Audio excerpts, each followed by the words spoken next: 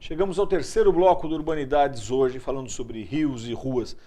Vocês sabem, vou falar para essa câmera aqui, que a gente tem mais de 80 programas. Quer dizer, é impossível que não tenha um tema no site que você não se interesse, pelo menos para dar uma olhada. O pior cenário para ver como mudou minha cara em 4 anos de programa, né? Dá uma olhada nos primeiros, tem uns ótimos lá. Os últimos talvez sejam mais sofisticados, mas tem temas muito legais que vale a pena você dar uma olhada. Se você não gostar, você indica para alguém que o programa é para alguém que você não goste. Para mim também está tudo certo. Bom, vamos voltar aqui para o nosso bate-papo.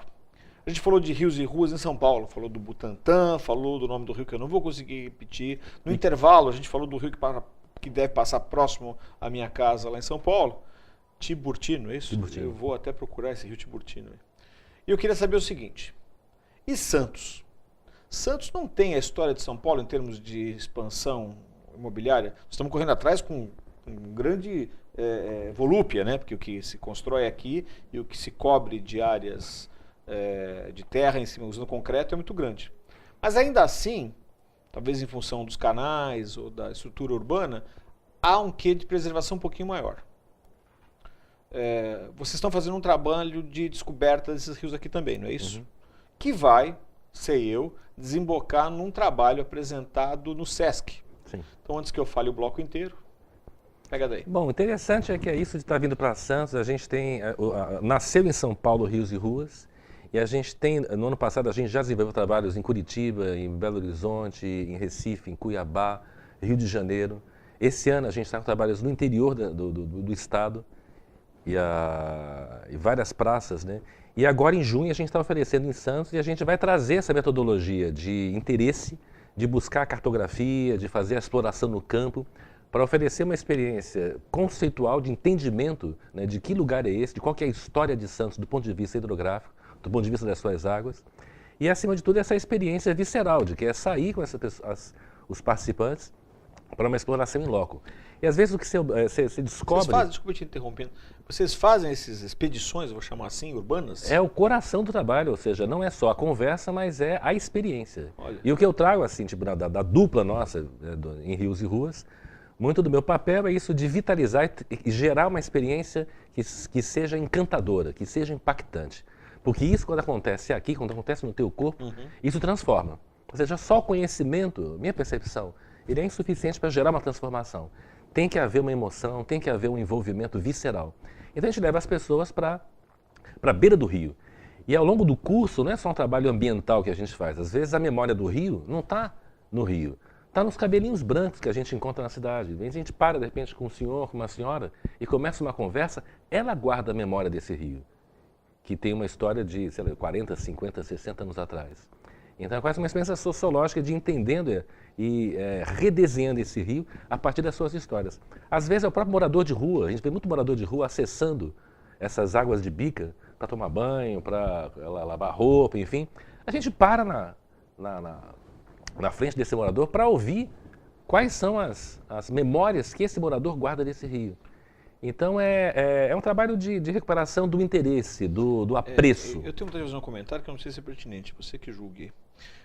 Eu vejo que, e isso fecha um pouco com um programa que a gente fez há pouco, falando sobre a arquitetura da cidade de Bogotá e como uma cidade que sofreu tanto com o narcotráfico conseguiu se reinventar a partir das histórias e dando espaço para os seus próprios moradores, né? Que você está me dizendo uma coisa muito parecida. O habitante, o cidadão, o morador da cidade tem que começar a se apropriar de novo do espaço onde ele vive. Né? Deixar, porque hoje o que a gente vê, infelizmente, em muitas cidades, por razões diversas, que a gente não vai ficar falando aqui agora, é que o cara fecha a porta e se sente feliz no seu castelo. E tem a palavra que você falou, quando eu ouço o que você fala, eu acho que uma dos impactos que a gente acaba causando, quando a gente gera a experiência, é derreter o medo de viver a sua cidade. A gente está sendo bombardeado por informação de, olha, melhor você ficar em casa, que se você for para a rua, o negócio está feio, melhor você se proteger. A gente desconfia um pouco dessa afirmação e fala, não, rua, o lugar mais seguro para estar é com as pessoas, na rua.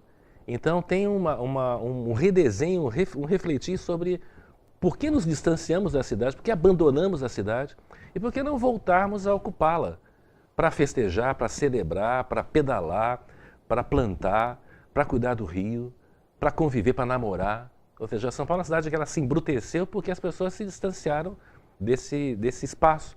Então a gente está vendo inúmeros movimentos de praças, de parques, de ruas, das pessoas voltando. Parece que as pessoas estão saindo de suas casas para voltar para a cidade. Sim. E você, infelizmente, você liga a TV e, de certa forma, há uma exploração descabida desse medo, né? E a quem interessa esse medo? Eu fico perguntando, né? Acho que tem gente faturando em cima desse medo, em cima dessa insegurança. Então, todo o mercado que está em volta do medo. E se não houver medo? E se a gente voltasse se encontrar sem medo? Hoje eu desci no elevador com um vizinho e ele ia para o aeroporto, estou saindo de São Paulo, e eu vinha para Santos, ele ia pegar um táxi, eu vim de carro e falei, ele é meu xará, Zé Roberto, vamos junto, eu estou indo no mesmo lugar. A gente começou a conversar sobre quanto de trânsito, por exemplo, a complexidade do trânsito, por conta de uma distância, o medo das pessoas estarem juntas para caminharem para o mesmo lugar. Então, com certeza tem pessoas da mesma rua, do mesmo lugar, indo para um outro mesmo lugar, que se encontra de no forma semáforo, cada um no seu independente, de cada um no seu carro. Que cidade que a gente vai construir pensando assim? Então, acho que se a gente vai numa camada mais profunda da iniciativa Rios e Ruas, a gente quer trazer de novo essa confiança. Sim. E esse bem-estar e essa celebração de estar com as pessoas sem esse muro do medo. Curioso, você mesmo falou no segundo bloco sobre resgatar, no caso de São Paulo, uma São Paulo de 100 anos atrás, em que, tá bem, a escala era muito menor, né? Mas ainda assim havia uma harmonia, só citando o teu instituto, do habitante com a cidade que ele habitava. Né? Ela ganhou uma velocidade estúpida, nós incorporamos o carro como uma necessidade, que na verdade foi fruto de um devaneio qualquer, não nosso, importado provavelmente, e esquecemos onde a gente morava, né? E embaixo disso tudo estão os rios. E aqui Santos, assim, várias coisas estão me trazendo para a cidade de Santos. Isso é um prazer a gente poder agora estar em junho, trazendo a experiência Rios e Ruas para encontrar as pessoas, ouvir as histórias, conhecer a história da cidade. E a minha parceira, minha companheira é daqui, então eu estou vivendo parte da minha semana aqui em Santos, na Ponta da Praia. Nasci no Rio de Janeiro, então quando eu venho para cá, para a Orla, me remete assim, ao Rio de Janeiro da década de 60, década de 70. Acho que São Paulo, que Santos tem essa ideia de ser muito semelhante ao Rio numa escala menor, mais apreensível. Né? Eu vivi nesse Rio da década de 60, então a identificação é imediata, né? A quantidade de gente nas ruas, não tem uma ocupação nessa escala gostosa, né? Então é um prazer estar voltando para cá. Comecei a minha história como arquiteto aqui em Santos, na FAU Santos, daqui da universidade. Sim, tínhamos um amigo em comum. Em 78 eu estive aqui, mas aí logo saí para fazer a Universidade de São Paulo. Então tem alguma coisa também, de novo, não estava no meu business plan. A vida trouxe isso e estamos aqui agora. E não vamos estar mais daqui a instantes, porque o programa acabou. Tá? Muito bom. Vai aparecer na tela para vocês, antes dos créditos, o trabalho que o Zé Roberto vai fazer no SESC agora em junho, com datas. Também um site de referência para vocês. E eu adoraria continuar, mas infelizmente a grade acabou. Sábado que vem tem mais. Vão no programa. Tchau. Tchau, Zé Roberto. Muito obrigado.